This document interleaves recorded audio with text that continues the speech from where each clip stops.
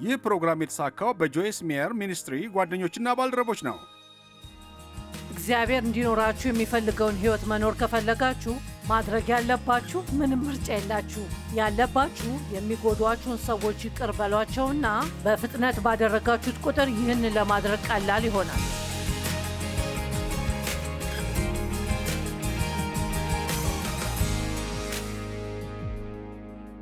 እንኳን ወደ በየዕለት ሕይወት መደሰት መጣችሁ። የዛሬው መልእክት ጠቃሚና አስፈላጊ ይሆናል ብዬ አስባለሁ እና ምናልባትም ከማስተምራቸው በጣም አስፈላጊ መልእክቶች አንዱ ነው። ምክንያቱም ማውራት የምፈልገው ስለ ይቅርታ ኃይል ነው። ታውቃላችሁ፣ ብዙ ጊዜ አንድን ሰው ይቅር ማለት ስንፈልግ የማይገባቸው ነው ስለሚሰማን ይህን ማድረግ አስቸጋሪ ይሆንብናል። ይቅርታ አይገባቸውም ይሆናል፣ እናንተ ግን ይገባቸዋል። አንድን ሰው ስለበደላችሁ ይቅር ስትሉ ምንም አይነት ነገር እያደረጋችሁላቸው ሳይሆን ለራሳችሁ ጥቅም ስትሉ ነው። እና ይህን ነጥብ ለማስተላለፍ ይረዳኛል ብዬ የማስበውን ታሪክ ልንገራችሁ። የሚያሳይ የፕላስቲክ ከረጢትና አንድ የድንች ከረጢት ወደ ትምህርት ቤት እንዲያመጡ ሁሉንም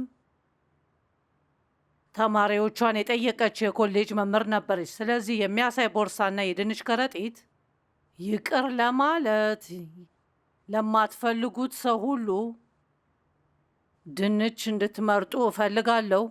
ይቅር ለማለት የማትፈልጉትን ሰው ስምና ይቅር ለማለት ያልፈለጋችሁበትን ቀን ጻፉ እና በፕላስቲክ ከረጢቱ ውስጥ አስገቡት አለች። ልገምቱት እንደምትችሉ አንዳንድ ቦርሳዎችን በጣም ከባድ ሆኑ። ይህንን ቦርሳ ለአንድ ሳምንት በሄድንበት ቦታ ሁሉ ከእኛ ጋር እንድንሸከመው ተነገረን። ሌሊት ካልጋችን አጠገብ፣ መኪና ስንነዳ በመኪና ወንበር ላይ፣ በትምህርት ቤት ወይም በስራ ቦታችን ጠረጴዛ አጠገብ እናስቀምጠው ነበር። ይህን ነገር ተሸክመን የመዞራችንን ችግር ግልጽ አድርጎታል። ምን አይነት መንፈሳዊ ሸክም እንደነበረብንና ለእሱ ሁልጊዜ ትኩረት መስጠት እንዳለብንናም ደግሞ ድብቅ በሆኑ ቦታዎች ላይ እናስቀምጠው ነበር። ደህና በተፈጥሮ የድንቾቹ ሁኔታ ወደ መበላሸት ደረጃ እየደረሰ ነበር። ህመማችንና ከባድ አሉታዊነታችንን ለመጠበቅ ለምንከፍለው ዋጋ ይህ ትልቅ ምሳሌ ነበር። ብዙ ጊዜ ይቅርታን ለሌላ ሰው እንደምንሰጠው ስጦታ አድርገን እናስባለን፣ ነገር ግን ለራሳችን ነው። በሚቀጥለው ጊዜ አንድን ሰው ይቅር ማለት እንደማትችሉ አድርጋችሁ ስትወስኑ ራሳችሁን ጠይቁ፣ ቦርሳችሁ ቀድሞውንም ከባድ አይደለምን? ስለዚህ ዛሬ ጠዋት ለአንድ ሰው ደውዬ 10 ፓውንድ ድንች ልታመጡልኝ ትችላላችሁ አልኳቸው እና እነሱም ምን ልታደርጊያቸው ነው አሉኝ። ግን ምሳሌዎች በጣም አስፈላጊ ናቸው ብዬ አስባለሁ። ስለዚህ ይህ 10 ፓውንድ ድንች ነው። ከእነዚህ ድንች ውስጥ አንዱ በሕይወታችሁ ውስጥ ይቅር ለማለት የማትፈልጉትን ሰው እንደሚወክል አድርጋችሁ ውስጥ ያስቡት እና አሁንም ያንን ነገር በውስጣችሁ እየተሸከማችሁት ነው። ደህና እኔ በእኔ ዕድሜ ካሉ ሰዎች ጋር ስታነጻጸሩኝ ጠንካራ ነኝ ብዬ አስባለሁ። እንቅስቃሴ አደርጋለሁ፣ ራሴን ለመንከባከብ እሞክራለሁ። ነገር ግን ይህንን ከኔ ጋር ይህንን ትምህርት ሳስተምር ተሸክሜው ልቆይ ብል እርግጠኛ በመጨረሻ እጄን ያመኛልና ምናልባትም የታመመ ትከሻ ይኖረኛል እና በእውነቱ እዝላለሁ፣ እደክማለሁ። ስለዚህ ልጠይቃችሁ እፈልጋለሁ፣ በምሬት በቂምና በይቅር አለማለት ሸክም የተሞላ ከባድ ከረጢት ተሸክማቸዋል? ከሆነ ደግሞ በሄዳችሁበት ቦታ ሁሉ እየተሸከማችሁት ስለመሆኑ አስቡ። ግን ታውቃላችሁ፣ ልክ እኔ ወደዚህ መጥቼ በዚህ ጠረጴዛ ላይ እንደጣልኩት እናንተም ከረጢታችሁን መጣል ትችላላችሁ። እግዚአብሔር እንድትተዉትና እሱ እንዲቆጣጠር የሚፈልገውን ነገር መሸከማችሁን አትቀጥሉ። አሁን ማቴዎስ 18 ቁጥር 21 በዚህ ጊዜ ጴጥሮስ ወደ ኢየሱስ ቀርቦ ጌታ ሆይ ወንድሜ ቢበድለኝ ስንት ጊዜ ይቅር ልበለው አለው። ጌታ ሆይ ይህን ሰው ተመሳሳይ ነገር ስላደረገ ምን ያህል ጊዜ ይቅር ማለት አለብኝ? በእኔ ላይ የበደሉትን ወንድሜን ወይም እህቴን ስንት ጊዜ ይቅር ልለው? ኢየሱስም አስገራሚ ሀሳብ ነበረውና 7 ጊዜ ይቅር ብላቸውስ አለ። የሚገርመኝ ይመስለኛል በእርግጥ 7 የእግዚአብሔር ፍጹም ቁጥር መሆኑን እናውቃለን። ይህ ቁጥር አንዳንድ ነገሮችን ይወክላል፣ ግን የሚገርመኝ ይመስለኛል ጴጥሮስ ምናልባት 7 ጊዜ ይቅር ማለት እንደሚችል አስቦ ሊሆን ይችላል። አንዳንድ ጊዜ ለእግዚአብሔር የጥቆማ አስተያየቶችን መስጠት በጣም አስቂኝ ነው፣ ምክንያቱም እሱ አስቀድሞ ነገሮች በትክክል የሚያደርጉበትን መንገድ ስለሚያውቅ እኛ ለእሱ ነገሮች እንዴት መሆን እንዳለባቸው የምንሰጠው አስተያየቶች ምንም ለውጥ አያመጡም። ኢየሱስ ግን እንደ ሁል ጊዜው ፍጹም የሆነ መልስ ነበረው። ኢየሱስም እስከ 7 ጊዜ 7 እንጂ እስከ 7 ጊዜ ብቻ አልልህም አለው። በእርግጥ ያ 490 ይሆናል፣ ግን እነዚያ ቁጥሮች ምሳሌዎች ናቸው። እናም እዚህ ያለው መልእክት እናንተ ይቅርታ መባባል፣ ይቅርታ ማድረግ ነው ያለባችሁ እያለ ነው። ከዚያ ጥያቄው ይመጣል፣ ያንን ማድረግ ከቀጠልኩ እነሱ በእኔ ላይ ማድረጋችሁን አይቀጥሉም ወይ? ደህና፣ አንድን ሰውን ይቅር አላችሁ ማለት አትጋጩም? ወይም መቼም ተቀምጣችሁ ስለ ሁኔታው አታወሩም ማለት አይደለም። ወይም እንዴት እንደጎዳችሁ እንደሆነ አትገልጹላቸው ማለት አይደለም። ነገር ግን አንድን ሰው የተለየ ነገር ለማድረግ ፈቃደኛ ካልሆነ፣ ዋና ነጥቡ በተለይ ሰው ሁል ጊዜ ከእናንተ ጋር መሆን ያለበት ሰው ከሆነ፣ ለምሳሌ አንድ ሰው በተደጋጋሚ የሚጎዳችሁ ከሆነና ከነሱ ጋር የግድ መሆን የማይጠበቅባችሁ ከሆነ ከነሱ ጋር አትሁኑ። ነገር ግን ከነሱ ጋር መሆን ካለባችሁ እናንተ ይቅርታ በማድረጋችሁ ብቻ ለራሳችሁ መልካም ነገር እያደረጋችሁ ነው። የሌላ ሰው መጥፎ ባህሪ ህይወታችሁን እንዲያበላሽ አትፍቀዱ።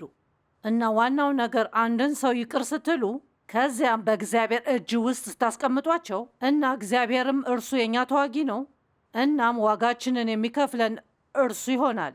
ልንገራችሁ፣ መራራውን ቂምንና ይቅር አለማለትን የምትተውት ከሆነ አምላክ በግንኙነታችሁ ውስጥ ድንቅ ነገርን ያደርጋል። ከዚያም አንድ ታሪክ እነግራችኋለሁ። ጥሩ ታሪክ ነው። ስለዚህ መንግሥተ ሰማይ በአገልጋዮች እጅ የነበረውን ሂሳብ ለመተሳሰብ የፈለገ ንጉሥ ትመስላለች። ሂሳቡን ማጣራት እንደጀመረ 10,000 ታላንት ዕዳ ያለበትን አንድ አገልጋይ ያቀረቡለት። አገልጋዩም ያለበትን ዕዳ መክፈል ስላቃተው አሁን 1 ደቂቃ ብቻ እዚያ ላይ አቁሜ የሆነ ነገር አስረዳቸዋለሁ። ታውቃላችሁ፣ በተለምዶ ያንን እናልፏለን። እኔም ለዓመታት ምንም የተለየ ነገር አላሰብኩም ነበር። አባቴ ጾታዊ ጥቃት ያደርስብኝና ሳድግም በእውነት አልተከባከበኝም ነበር። እናም ከዚያ ያገኘሁትን የመጀመሪያው ሰው አገባ። ምክንያቱም እኔን ማንም አይፈልገኝም ብዬ ስለማስብ በመጨረሻ ከሌሎች ጋር ዝሙት ይፈጽም ነበር። በሀያዎቹ መጀመሪያ ላይ በነበርኩበት ጊዜ በጀርባዬ ላይ ትልቅ የድንች ሸክም ነበረብኝና በሄድኩበት ቦታ ሁሉ ተሸክሜዋለሁ። እና እኔን ለመክፈል እንኳን ኃላፊነት ከሌላቸው ሰዎች ዕዳዬን ለመሰብሰብ መሞከሬን ቀጠል። በጣም በመጥፎ ሁኔታ ስትጎዱ የሚሰማችሁ ስሜት እና ለመረዳት በሚችልበት ሁኔታ አንድ ሰው እኔን መክፈል አለበት የሚል ስሜት አለ። የሆነ ነገር ከእናንተ እንደተወሰደና የሆነ ሰው መልሶ ሊከፍላችሁ እንደሚገባ ይሰማቸዋል። መጀመሪያ ላይ የጎዱኑን ሰዎች ከህይወታችን በማውጣት ወይም ይቅርታ እንዲጠይቁን ወይም ስለ እነሱ መጥፎ ነገር ከሌሎች ሰዎች ጋር በመነጋገር መልሶ እንዲከፍሉ ለማድረግ እንሞክራለን። ሰዎች እንዲከፍሉ ለማድረግ እንሞክራለን እና ያ በጭራሽ ስለማይሰራ ምንም ጥቅም የለውም። እናንተን ግን ያደክማቸዋል። እና ስለዚህ አባቴ እንዲከፍል ለማድረግ እየሞከርኩ ነበር፣ ግን በጣም መጥፎ ሆነ። ከዛ በኋላ ከዴቭ ጋር ከተጋባን አሁን እግዚአብሔር ይመስገን 53 ዓመት ሆኖናል። ያ ድንቅ ነው። አዎ፣ እናንተም ልታደርጉት ትችላላችሁ ከፈለጋችሁ። እናም የተገነዘብኩት ነገር ቢኖር አባቴና ሌሎች ሰዎች ላደረሱብኝ በደል ዴቭ እንዲከፍለኝ ለማድረግ እየሞከርኩ ነበር። መጥፎ አመለካከት ነበረኝ። በሉ እየተቀበልኩ ነው። መጥፎ አስተሳሰብ ካላችሁ ተቀበሉ። በአጠቃላይ ለወንዶች መጥፎ አመለካከት ነበረኝ እና እነዚህን ውስጣዊ እምነቶች ነበሩኝ። ማንም ሰው ከእንግዲህ በኋላ አይጎዳኝም። እናም ማንንም ሰው ማመን አልችልም። ወንዶች የሚፈልጉትን አንድ ነገር ብቻ ነው። እግዚአብሔር ከእኔ ጋር ሊቀይራቸው የሚገቡ ብዙ ነገሮች ነበሩ። ነገር ግን የምሬት የቂምና ይቅር አለማለት ሸክም ለማውረድ እና እግዚአብሔር ብቻ ማድረግ የሚችለውን እንዲያደርግ ፈቃደኛ መሆን ነበረብኝ። መክፈል ከማይችሉ ሰዎች ዕዳችሁን ለመሰብሰብ መሞከራችሁን ማቆም እንዳለባችሁ እንድትገነዘቡ ፈልጋለሁ። አባቴ ከኔ የወሰደውን ተመልከቱ። ልጅነቴን፣ ንጽህናዬን፣ ድንግልናዬን ከኔ የወሰዳቸውን ብዙ ነገሮች አሉ። እነሱ ለእኔ የሚመልስበት ምንም መንገድ አልነበረውም። እሱ ቢፈልግ እንኳን ልጅነቴን ሊመልስልኝ አይችልም ነበር። እግዚአብሔር ግን ይችላል። በሕይወቴ ቀደምት ዓመታት ውስጥ ካገኘኋቸው ነገሮች ይልቅ እግዚአብሔር በሕይወቴ መጨረሻ ዓመታት ውስጥ የበለጠ እንድዝናና አደረገኝ። ስለዚህ እሱ መክፈል ስለማይችል እኔ የምለው እንዲገባችሁ እፈልጋለሁ። የምትጠሉትና ዕዳችሁን ለመሰብሰብ የምትሞክሩት ማንኛውም ሰው መልሰው ሊከፍሏችሁ አይችሉም። ማለቴ ትልቁ ሊያደርጉት የሚችሉት ነገር ይቅርታ ማለት ነው። ግን ከዚያ ውጭ ምን ሊያደርጉ ይችላሉ? አገልጋዩም ያለበትን ዕዳ መክፈል ስላቃተው እርሱ ራሱ፣ ሚስቱ፣ ልጆቹና ንብረቱ ሁሉ ተሽጠው ዕዳው እንዲከፈል ጌታው አዘዘ። በዚህ ጊዜ አገልጋዩ እግሩ ላይ ወደቀ። ታገሰኝ፣ ያለብኝን ዕዳ ሁሉ ከፍላለሁ ሲል ለመነው። ጌታውም አዘነለትና ማረው፣ ዕዳውንም ትቶለት አሰናበተው። ጌታውም አዘነለትና ማረው፣ ዕዳውንም ትቶለት አሰናበተው። አሁን ይቅርታ ማለት ያ ነው። ከዚህ በኋላ ለእኔ የምትከፍለው ምንም አይነት ዕዳ የለም። የሆነ ነገር መክፈል አለባችሁ ትላላችሁ። ነገር ግን ልክ እንደ እግዚአብሔር የእናንተ ዕዳ ሰርዞ እንደለቀቃችሁ እናንተ ዕዳቸውን ለመሰረዝና ለመልቀቅ ፈቃደኛ ከሆናችሁ እግዚአብሔር እነሱን መቋቋም ይችላል እና ከዚህ በፊት ከእናንተ ለተወሰደው እግዚአብሔር ብዙ እጥፍ አድርጎ ይመልስላቸዋል። ጌታውም አዘነለትና ማረው፣ ዕዳውንም ትቶለት አሰናበተው። ያ አገልጋይ ከጌታው ፊት እንደ ወጣ 100 ዲናር የእርሱ ዕዳ ያለበትን አገልጋይ ባልንጀራውን አግኝቶ 10,000 ከረጢት የወርቅ ዕዳ አለበት። ሄዶ 100 ሳንቲም የተበደረበትን ሰው አገኘና እንቅ አድርጎ በመያዝ ያለብን ዕዳ ክፈለኝ አለው። ባልንጀራው አገልጋይም ከፊቱ ወድቆ ታገሰኝ እከፍልሃለሁ ብሎ ለመነው። ነገር ግን ሊታገሰው ፈቃደኛ ስላልነበረ፣ አያችሁ፣ ይቅር ማለት ስላልቻለ ሳይሆን ስላልፈለገ ነው። ዛሬ እየተመለከታችሁት ከሆነና እሺ አልችልም፣ ይቅር ማለት አልችልም፣ በጣም ከባድ ነው ካላችሁ አይደለም። እግዚአብሔር ፈጽሞ ልንሰራ የሚከብደንን ማንኛውም ነገር እንድናደርግ አይነግረንም። እንድናደርገው የሚነግረን ማንኛውም ነገር ሁልጊዜ ጸጋውን ይሰጠናል። ይህን ለማድረግ የምንችልበት ኃይልና ችሎታ ነው እና በእርግጠኝነት ማንንም ሰው ለመበደል ወይም ስሜታቸውን ለመጉዳት አላስብም። ነገር ግን ይቅር ካላላችሁ ስለማትችሉ አይደለም፣ ምክንያቱም ስላልፈለጋችሁ ነው። ነገር ግን ሊታገሰው ፈቃደኛ ስላልነበረ ያለበትን ዕዳ እስኪከፍለው ድረስ ወህኒ ቤት አስገባው። የሆነውን ነገር ያዩ ሌሎች አገልጋዮችም በጣም አዘኑ። ሄደውም ሁኔታውን በሙሉ ለጌታቸው ነገሩት እና ማወቅ ያለብን ነገር እኛም ጌታ አለን። እግዚአብሔር ጌታችንና መምህራችን ኢየሱስ አዳኛችን ንጉሳችንም ሁሉን ቻይ ነው፣ ሁሉን ነው። እኛም ስለ ሕይወታችን የምንፈርድበት ጊዜ ይመጣል እና እናንተን ለማስፈራራት አይደለም። እኛ ግን አምላክ እንድናደርገው የነገረንን ማድረግ ብልህነት ነው የሚለውን አክብሮታዊ ፍርሃት ሊኖረን ይገባል።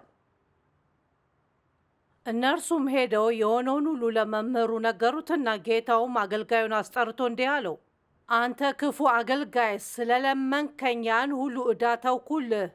እኔ እንደ ማርኩህ አንተም ባልንጀራህን ልትምረው አይገባህም ነበርን?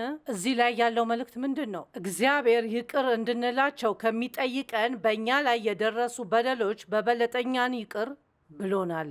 ማለትም ማንንም ሰው በእናንተ ላይ ያደረገባችሁን በደል ሁሉ በአንድ ላይ ብትከምሩት በእግዚአብሔር ላይ ካደረግነው በደል አንጻር የሚነጻጸር አይደለም። ግን እሱ ይቅር ይለናል። ከኃጢአታችን ነፃ እንድንወጣ አንድያ ልጁን ኢየሱስን የላከልን ዕዳችንን እንዲከፍል ነው። መምህሩም አንተ ክፉ አገልጋይ፣ ስለለመንከኝ ያን ሁሉ ዕዳ ተውኩልህ። እኔ እንደ ማርኩህ አንተም ባልንጀራህን ልትምረው አይገባህም ነበርን አለው። በቁጣም ያለበትን ዕዳ ከፍሎ እስኪጨርስ ድረስ ለአሳሪዎቹ አሳልፎ ሰጠው። ስለዚህ ይገርማል። እንዴት ያለ ታሪክ ነው እያለ ያለው። ዕዳችሁን ከተሸከማችሁ ሕይወታችሁ የተመሰቃቀለ ይሆናል። ያ ነገር በውስጣችሁ እንዲበሰብስ እና እንዲሸት ሕይወታችሁንም እንዲያበላሽ ታደርጋላችሁ። እግዚአብሔር ይቅር የማለት አቅም ሰጥቶን ሳለ አንድን ሰው መጥላት ስንቀጥል በስሜትና በአእምሯዊ ሁኔታ እንሰቃያለን። ዛሬ አንድ ሰው የሚያስፈልገውን ነገር እየሰማ እንደሆነ አምናለሁ። ወንድማችሁን ወይም እህታችሁን ከልባችሁ ይቅር ካላላችሁ የሰማዩ አባቴ እያንዳንዳችሁ እንደዚህ ያደርጋቸዋል። እና እሱ የሚያወራው በደንብ ስለምንዛመዳቸው ወንድሞችና እህቶች ብቻ አይደለም። ስለምናውቃቸው ሰዎች ሁሉ እየተናገረ ነው። ምሕረቱን እስካልተቀበላችሁ ድረስ ከእግዚአብሔር ጋር ሰላም አይኖራችሁም።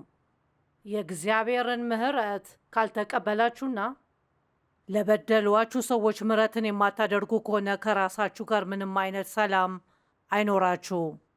ይህ ለእኔ ከክርስትና ሕግጋት ማለት አልፈልግም፣ ነገር ግን ከክርስትና መሮች አንዱ ነው። እግዚአብሔር እንዲኖራችሁ የሚፈልገውን ሕይወት መኖር ከፈለጋችሁ ማድረግ ያለባችሁ ምንም ምርጫ የላችሁ።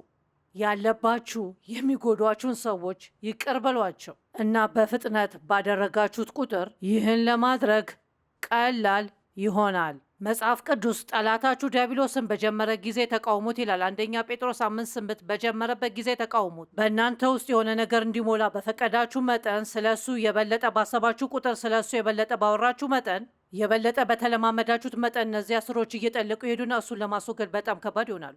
አሁን ምን ያህሎቻችሁ የጸለያችኋቸውን ጸሎቶች ተመልሰው ለማየት ትፈልጋላችሁ ብዬ ብጠይቅ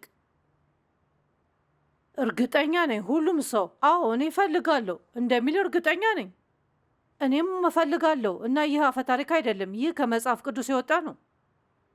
ኢየሱስም መልሶ እንዲህ አላቸው፣ በእግዚአብሔር እመኑ፣ እውነት እላቸዋለሁ። ማርቆስ 11 ከቁጥር 22 እስከ 26 በመጀመሪያ እንዲህ ይላል፣ ማንም ይህን ተራራ ተነቅለህ ወደ ባህር ተወርወር ቢለውና ይህም በልቡ ሳይጠራጠር ቢያምን ይሆንለታል። ስለዚህ በጸሎት የምትለምኑትን ሁሉ እንደተቀበላችሁ አድርጋችሁ ብታምኑ ይሆንላችኋል። ስለዚህ በጸሎት የምትለምኑትን ሁሉ እባካችሁ ይህን በደንብ አድምጡት። ስለዚህ በጸሎት የምትለምኑትን ሁሉ እንደተቀበላችሁ አድርጋችሁ ብታምኑ ይሆንላቸዋል። አሁን ለእኔ ያ በጣም የሚስብ ነው። ስለዚህ በመጀመሪያ ከማየቴ ወይም ስሜቱን ከመሰማቱ በፊት እግዚአብሔር እንደሰጠኝ በልቤ አምናለሁ። ያ ነው እምነት ማለት። እምነት ማለት ተስፋ ለምታደርጓቸው ነገሮች ምንጭ፣ ለማታያቸው ነገሮች ደግሞ ማስረጃዎች ናቸው። ስለዚህ እግዚአብሔር እንደሰጠኝ በልቤ በእምነት አምናለሁ እና ከዚያም ታገኛላችሁ ይላል። በመጀመሪያ እናምናለን፣ ከዚያም ያመንበትን እናገኛለን። እግዚአብሔር ከዚህ ያልጠቀሰው አንድ ብቸኛው ነገር እሱም አንዳንድ ጊዜ የሚያናድድ ሆኖ እናገኘዋለን። እሱም ለምን ያህል ጊዜ እንደምንጠብቅ በትክክል አልነገረንም እና እናንተ በምትጠይቁበት ጊዜና በምትቀበሉበት ጊዜ መካከል ያለው የመቆያ ጊዜ በሕይወታችሁን ውስጥ ያለው የፈተና ጊዜ ነው እና ከዚያ እንዲህ ይላል እና ባካችሁ ዛሬ ይህን እንድትረዱት እፈልጋለሁ። ምናልባት ይህን ለ1000 ጊዜ ሰምታችሁት ይሆናል፣ ነገር ግን አሁንም በሰዎች ላይ ከመናደድ አላስቆማችሁም። ለጸሎትም በቆማችሁ ጊዜ በማንም ላይ አንዳች ነገር ካላችሁ ይቅር በሉትና ጣል አድርጉት፣ ተውት፣ እርሱት። በአዲሱ መጽሐፍ ቅዱስ ላይ የሚለው ያንን ነው። እርሱት፣ ተውት፣ ተውት። አንድን ነገር በተደጋጋሚ ለሚያነሳ ሰው እርሳው፣ ተወው ብላችሁት አታውቁም። ዴቭ ከዓመታት በፊት እንዲህ ሲል ተናግሮ እንደነበር አስታውሳለሁ። በነገሮች ላይ ስቆይና እሱ በተጋባንበት የመጀመሪያ ዓመት ያደረጋቸውን ነገሮችን አነሳ ነበርና እሱ እንዲህ ይል ነበር፣ ይህን ሁሉ ነገር እንዴት ነው የምታስታውሹው? እና ልትረሺው አትችይም? ዝም ብለሽ ልትጤው አትችይም? ደህና፣ ያ በእውነቱ ይቅር ማለት ነው። ስለ እሱ ማሰብ ታቆማላችሁ ማለት ነው። ስለ እሱ ማውራት ታቆማላችሁ ማለት ነው። በጣም ጠቃሚ ነው ብዬ የማስበው ትንሽ ታሪክ እዚህ አለ። ሚስዮናውያን መጀመሪያ ወደ ላብራዶር በመጡ ጊዜ በኤክሲሞን ቋንቋ የይቅርታ ቃል ትርጉም አላገኙም ነበር። ስለዚህም ቃሉን ማግኘት ባለመቻላቸው አንድ ነገር ማድረግ ነበረባቸው። ከአሁን በኋላ ስለ እሱ አለማሰብ የሚል ነበር። ያ በጣም ጥሩ ነው። እግዚአብሔር በሰማይ ተቀምጦ ስለ ኃጢአታችን ሁሉ እያሰበና ለሕይወታችን ሁሉ ምን ያህል ቸር እንደሆነ እያሰበ አይደለም፣ ይረሳዋል። መጽሐፍ ቅዱስ እግዚአብሔር ይቅር ሲለን ይረሳዋል ይላል። ከእንግዲህ ወዲያ አያስታውሰውም እና ምስራቁ ከምዕራብ እስከሚርቅ ድረስ ኃጢአታችንን ይወገዳል ይላል። እና እግዚአብሔር እንድናደርግ የሚፈልገው ይህንኑ ነው። እንድንተወው ይፈልጋል፣ እንድንለቀው፣ እንድንጥለው፣ ስለ እሱ ማሰብ እንድናቆም፣ ስለ እሱ ማውራት እንድናቆም፣ መደጋገም እንድናቆም እና ያንን በፍጥነት ባደረግን ቁጥር በቶሎ እንረሳዋለን።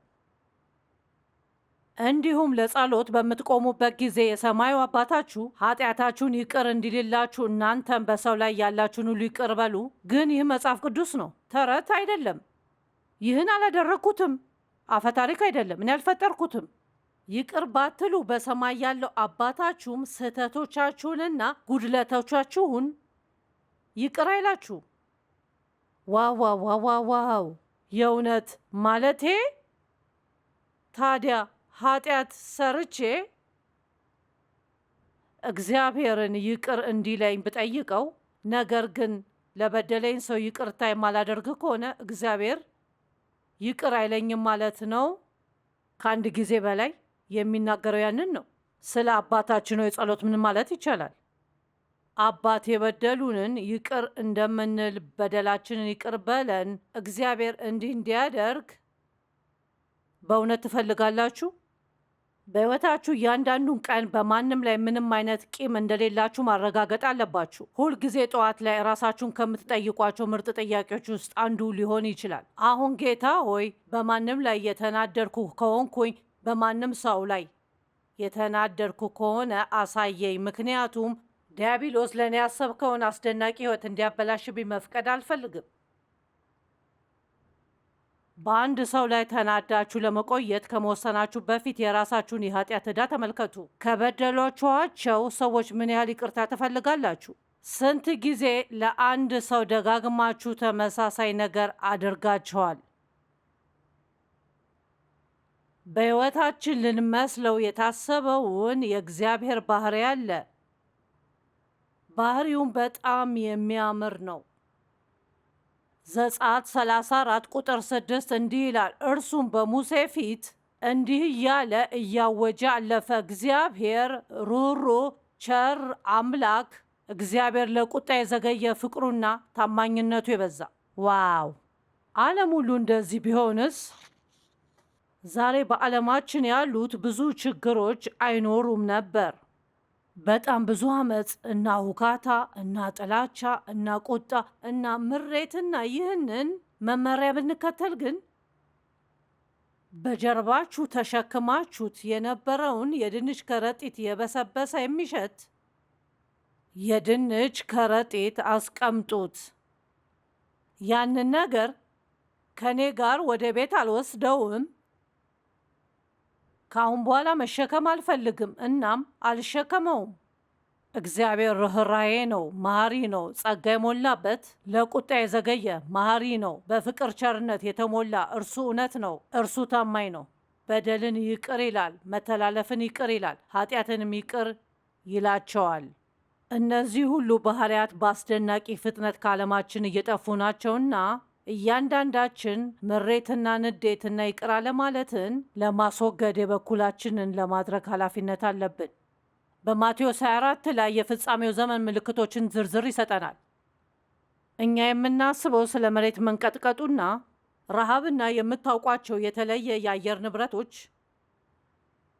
እና ስለ እነዚህ ሁሉ ችግሮች እናስባለን። ምናልባት ከማንኛውም ከቀሩት የበለጠ ትኩረት መስጠት እንዳለብን የማስበው የመጨረሻው ጊዜ ምልክት የሆነ ነገር አለ።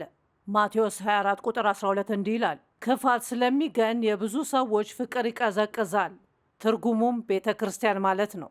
በሀገሪቱ ውስጥ በተስፋፋው አመፅና በደል ነው። ዲያብሎስ የደነደነ ቀዝቃዛ ፍቅርን በልባችን መገንባት ይፈልጋል። ነገር ግን ጴጥሮስ ፍቅራችን እንደ ፍም እሳት ሊንበለበል ይገባል ብሏል። እና እንደዚህ አይነት ፍቅር የኃጢአትን ብዛት ይሸፍናል። ዛሬ ለአንድ ሰው ምሕረትን ማድረግ ትችላላችሁ? ዛሬ ምሕረትን ማድረግ የምትችሉት ይቅር ለማለት የምታስቡት ሰው አለ? ይቅር ማለትን አለመቀበል ማለት ሁሉንም ከፊታችን እንዲኖረን የምንፈልገውን የእግዚአብሔርን ባህሪያት መካድ ማለት ነው። እግዚአብሔር ልቡን እንደሰጠን አምናለሁ። ይህ ማለት የማሪ ልብ አለን ማለት ነው። ነገር ግን መጽሐፍ ቅዱስ በአንደኛው ዮሐንስ 3 ቁጥር 17 ላይ እንዲህ ይላል፣ ማንም ሀብት እያለው ወንድሙ ሲቸገር አይቶ ባይራራለት የእግዚአብሔርን ፍቅር እንዴት በእርሱ ይኖራል? ደህና፣ ዛሬ በዚህ ልቋጭ። ለምን ይቅር ማለት አለባችሁ? ለምን ታውቃላችሁ? ከአንድ በላይ ምክንያት አለ። ይቅር ብትሉ ራሳችሁን መርዳት ትችላላችሁ። ነገር ግን እናንተ ይቅር ማለት ያለባችሁ እግዚአብሔር ስለተናገረ ነው። እግዚአብሔር የሚያደርገውን ነገር ሁሉ ስለሚያውቅ ለምን ያንን መቀበል አንችልም? እሱ የሚያደርገው ነገር ሁሉ ለእኛ ጥቅም ነው። እና አንድን ሰው ይቅር ለማለት እኔን እንዴት ሊጠቅመኝ እንደሚችል የሚገልጽ የ10 ምክንያቶች ዝርዝር ሊኖረኝ አይገባም። እግዚአብሔር ስላለ ማድረግ ይገባኛል። ይህንን ለማድረግ ፈቃደኛ ናችሁ?